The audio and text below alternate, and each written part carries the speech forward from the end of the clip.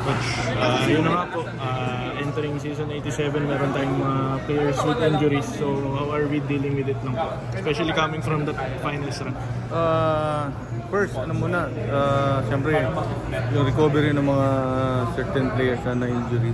Then, siyempre, ano naman may mga pool of players naman na ready to replace them or fill in dun sa position. So, on the brighter side, we have enough time to prepare para yung adjustment on day-to-day basis. Ano naman, nakaka-adapt. Kasi nga, meron kami ng series ng training especially in December. Meron kaming camp, then hanggang mamaya meron yan, for sure.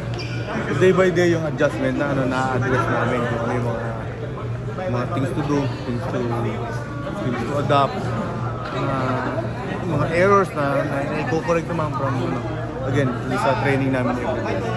Coach, speaking on the flip side, nandiyan pa rin naman po sila Ange, sila Reg, sila Det. So, sa tingin niyo po ba enough na yung support, enough yung nila, yung capabilities nila to fill in dun sa... Yes, for now, syempre yung sabihin namin kasi talaga namang yun ang nangyayari every training, tune up games.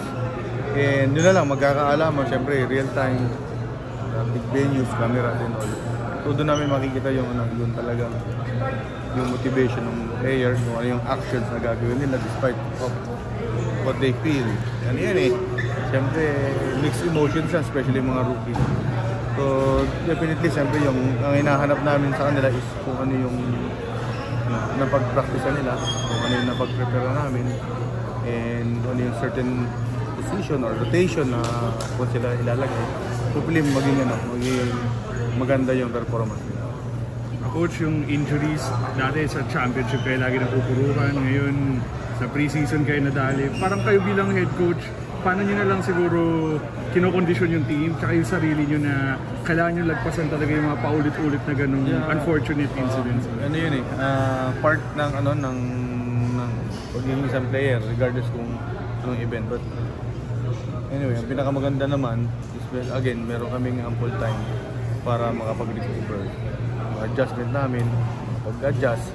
And again, yung haba ng duration ng training namin, series of tune-up games, mga practices.